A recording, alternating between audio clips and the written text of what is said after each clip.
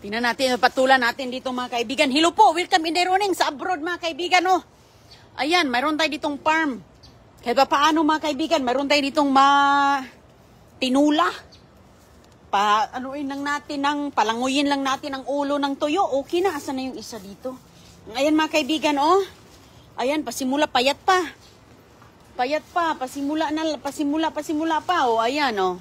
Maliit pa ang ating pangulam. Ayan. Oh, hello. Magluto tayo ngayon ng ating tira-tira na ating harvest nung nakaraang araw, no? Pero buyag. Oh, magsipag ka lang dito. Pareho lang. Walang pagkakaiba. Nasa Pilipinas ka man or sa abroad. Gumagastos din ng dolyar. Gumagastos din ng pisos. Oh. So, to dito, oh. Tingnan ko dito mga kaibigan. Wala pang bulaklak dyan. Makulimlim po dito. Kanina naghinto ako sa aking digamo doon sa labas. Naghinto ako kasi sobrang init. Ngayon, ayan, pag huminto ako, wala nang init, nagtago na. So, ito. Naghanda tayo dito mga kaibigan, oh. Ulo ng buwad, oh. Tuyo. Yan ang isubak natin sa ating patula. Okay, wala tayong ibang subak sa patula. Diskarte sa abroad, oh. Kalahati, ito yung nakuha ko nung nakaraang araw. Lagyan natin sa garden yun. So, anuin natin ito mga kaibigan. Tapusin natin itong lutuin. O, ayan. Yan po, ating pangpalasa. Lagyan natin ng miswa yan. Ay, ayos na, uy. O. Okay, bites na.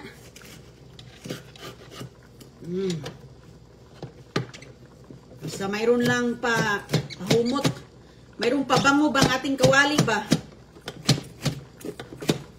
May pabango ang kawali natin.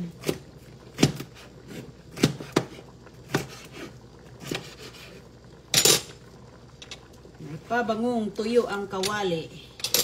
Kuha tayo ng ang bango ng tuyo, oh.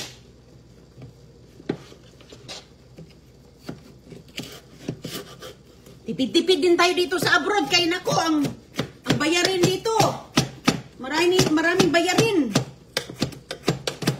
Ayan, o. At least sa paano, doon na lang tayo sa labas. Hindi na tayo tatakbo sa tindahan at magbili pa, no?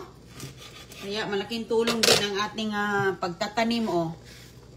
O, tapos yung tuyo, libre na ang tuyo mga kaibigan. Dahil marami tayong mga kababayan na namimigay ng mga grasya. Nabiyayaan tayo ng grasya. So, praise the Lord talaga. Ayan, wag mo nang balatan. Kainin na pati balat. Andyan ang sustansya sa balat. Dumidikit. So, okay. Meron tayong saging. Oh, nagsaing tayo ng saging. Puluan lang natin.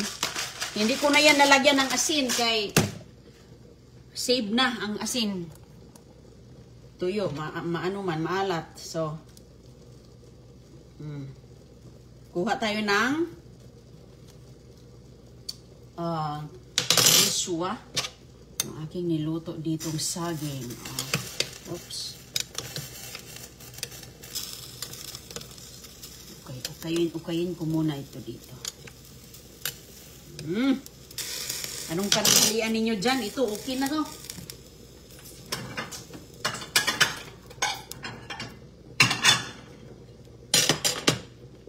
Natin. Okay. Ang ating mahiwagang miswa na mula sa Pilipinas. Ayan, miswa natin mga kaibigan. Bigay ito sa ating mga kababayan. Kaya praise the Lord sa mga kababayan natin na umuwi ng Pilipinas. Pinadagdala sila para kay Inday Roning ng miswa. Kaya sobrang malaking blessing na. Yung patula natin, dahon ng patula, balat ng palutula, bulaklak ng patula, pati lahat edible. Walang masasayang pag si Inday Roning ang pag mapunta yan sa akin, walang masasayang kay nako, mahal ang nga bilihin ngayon. Bawal magsayang na. Oh. Lagyan natin ang 2 miswa kay Ayan. Oops.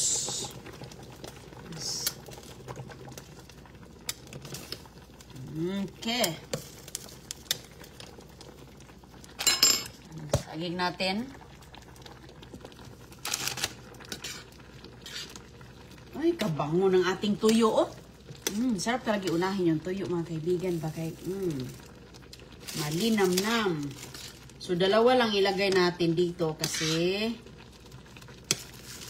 tamang-tama na yan sa laki ng ating kawali. Naghanda na talaga ako ng mangkok. Lagyan mo ng paminta. Yan, very nutritious ang paminta. Oh, ayan, libre ng ulam natin. Wala na tayong gastos-gastos pa, no?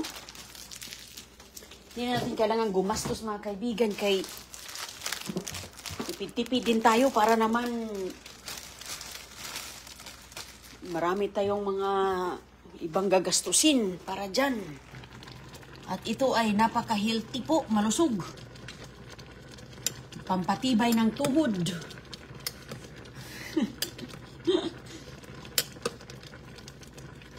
Ayan, so ito na yung tapay. Hintay na naman tayo pag anong bunga doon. Kasi na, tinapos ko nang lutuin yung ating patula. Tira-tira.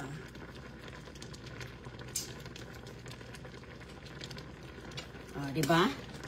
Lutuin natin yan ng maigi. Kay yung balat niya para lumambot ng konti. Ayan. Kasi ang patula kasi, mabilis lang po yung maluto, no? Pero, yung loob niya ay matutunaw lang. Kapag balatan mo yan, ay wala na. Uy, masarap mga kaibigan, no? Tingnan mo nga naman, oh. Ayan, hindi pa luto ang ating miswa. Hindi pa nasusok ang sabaw natin. Ayun, sus, ako nito, kontento na ko, ani, mga kaibigan, no? Kontento na tayo nito. Hindi na natin kailangan ng kanin. Kaya ang dami na ditong nilalagay. Tikman natin, be.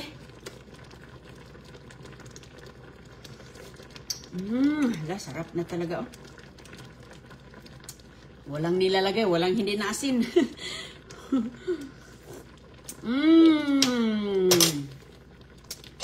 Konti na lang. Malinamnam na po. Hindi ko na lang pinirito ang tuyo ko kasi nga maluluto din naman siya dyan. Diba? Saging natin. Luto na siguro to. Kunin natin yung saging natin.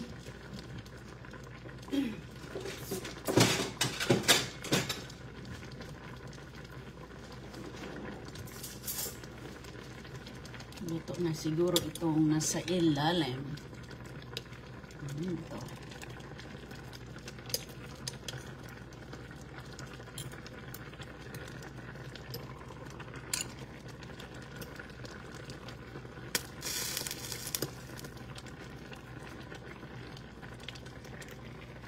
Saging-saging lang tayo. Saging-daging lang. Oh.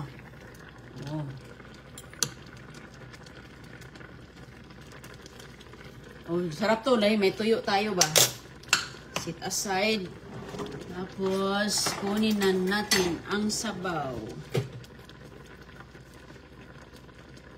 Luto na to siya. Luto na yan. Ayan na, okay na to. Kain tayo, okay. Oh, ala, ang ating tuyo. Sarap na, manulsog yan sa Visayas. Manulsog. Dala ni Ate Iyay sa Amerika, yung kaibigan natin from Oslo, Cebu. Sus, kung hindi kay Ate Iyay, nako, hindi ako makakain ng manulsog. Dahil ito yung tuyo ko noon, oh. Tuyo ko noon, ito talaga yun, oh. So, sinahati namin ito. Umaga, ulot. Tanghali, kalahati. Buntot sa gabi. Oh, naranasan nyo ba yun, mga kaibigan?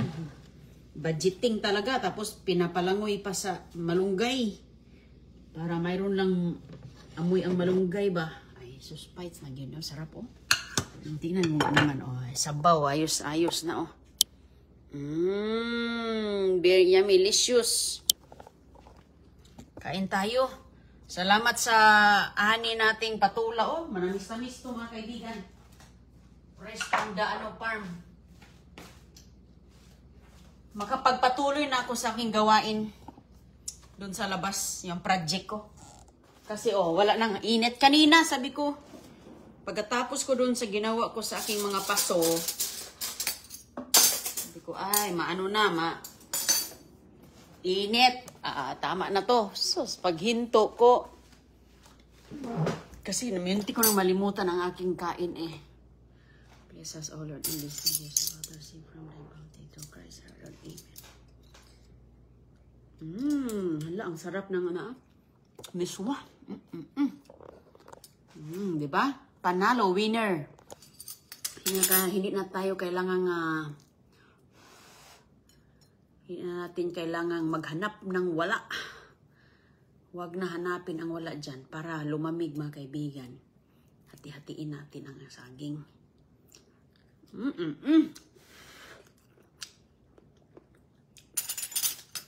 Lumango yan todo. Yan.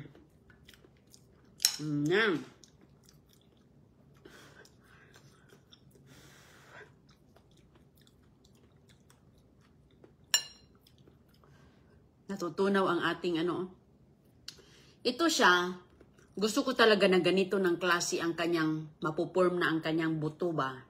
Kasi para mayroon akong mangat-ngat. Kasi pag wala kasi, puro lang mga cotton.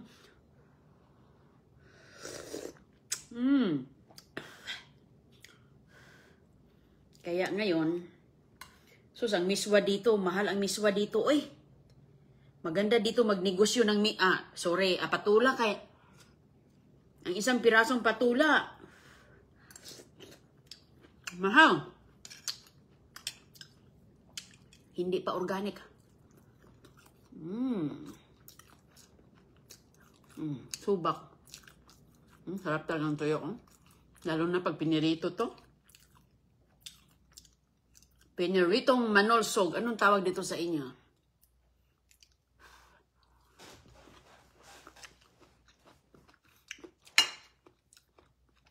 Maganda to pag yung saging ko. Yung saging natin dyan, mga kaibigan. Tapos yung saging natin dito sa likod. Harvest natin ng sabay-sabay. Ay. Saging everyday. Maganda ang saging everyday. Kasi hindi ito mataas sa carbohydrates.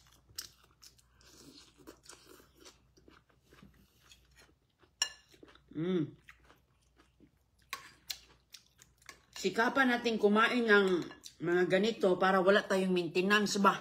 Mahal kaya mag-maintenance. Okay lang siguro pag 20, 30 yung edad natin. Kahit ano pwedeng kainin.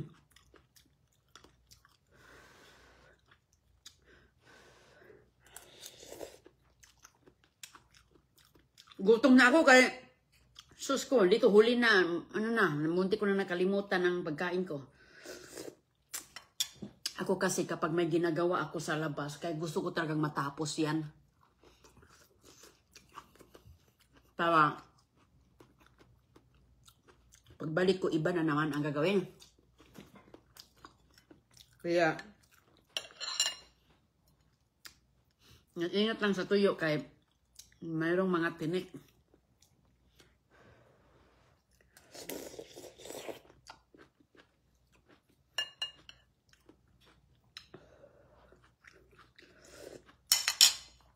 Itong klaseng manulsog, masarap ito subak sa malunggay. Ganun ginawa namin.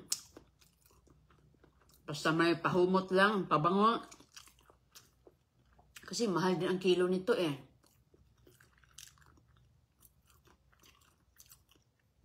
Yung binibili ng lola ko noon, gramo-gramo lang. Siguro mga 10 piraso lang. Maliliit pa. Yun yung yung ulo, kayong umaga, palutang sa malunggay.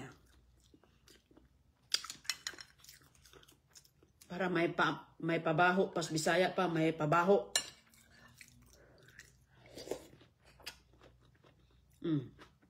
Kita nyo, mas marami pang gulay, Ganun nasanay na kasi ako. Nasanay na Hanggang masanay ka na, nagugustuhan mo ba? Yan yung hinanap-hanap mo.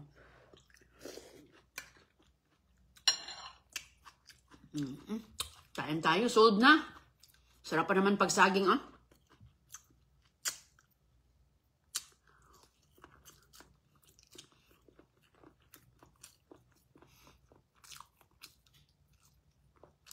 Tatlo pa yun. Hello sa inyo lahat dyan.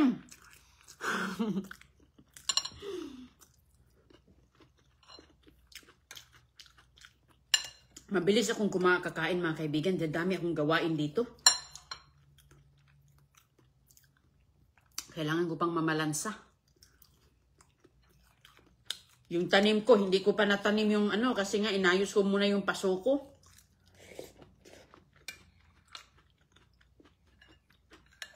Ang bilis ng oras dito pag ang dami kang ginagawa. Walang panahon sa patulog-tulog.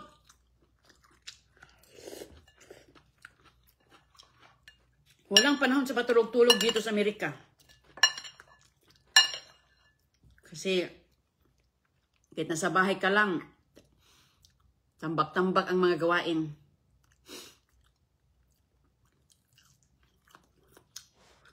Wala tayong ano ba?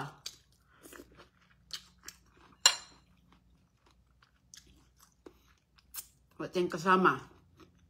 Tayo lahat.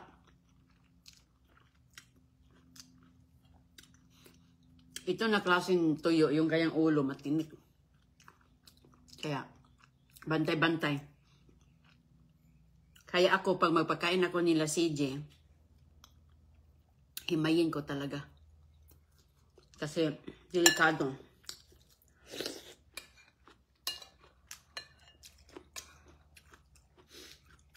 Babalikan ko na naman yung ginagawa ko. Itatanim ko na naman yung aking broccoli. Meron akong broccoli na similya.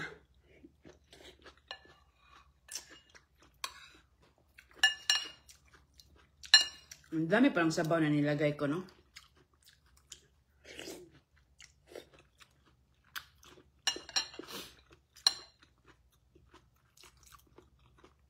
Bilis ng oras dito, eh. Hello sa inyo dyan. Hindi na po siya maalat mga kaibigan dahil ang sabaw dito sobrang dami.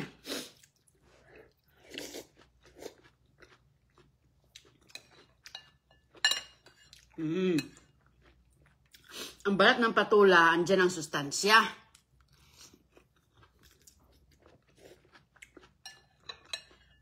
Ang sabi ng lola ko. Kaya lutuon pati balat. Ang balat hindi naman matigas. Malambot man. Pero iba tayo ng style na ha. Kasi kami sa probinsya walang sayang.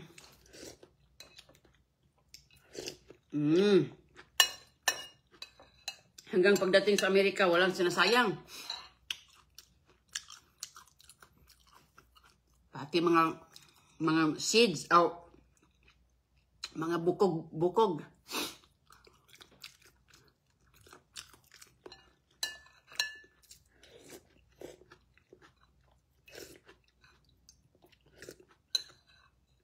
Kulang para siya sa miswa, oh.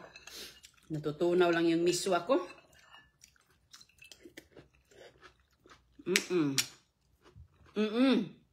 Umaraw na ulit. Umaraw na ulit, oh. Nilalaro lang talaga ako, nagmamadali ako. Nilalaro lang talaga ako ng araw. Binabantayan siguro ako. Kasi pagkatapos mong kumain, dumuritso ako doon. Kasi, bumili ako ng paso. Yung malalaki pagtataniman ko.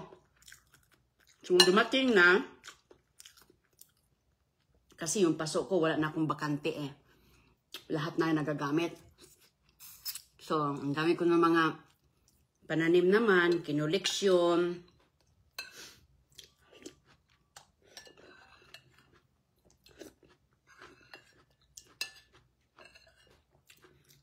Ang patula na tanim mo, manamis-tamis talaga siya.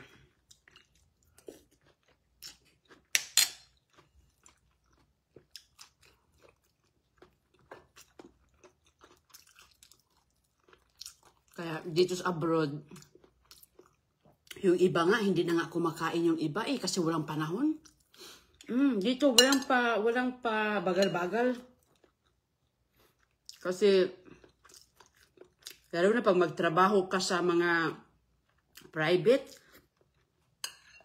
bibigyan ka na ng 30 to 1 hour ang ano mo, ang break. So, yung 1 oras na break, kunti lang yan. Maliit lang yan.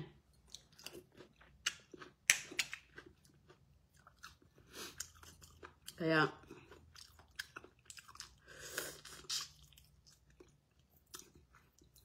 double time ba?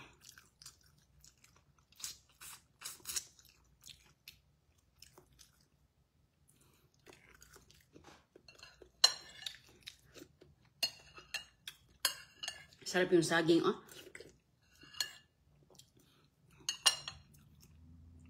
Ubos na. Ubos na ang aking pagkain. Sabaw na lang.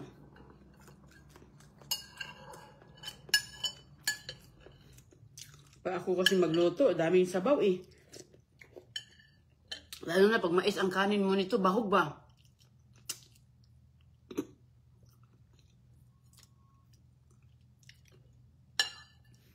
Ayan mga kaibigan.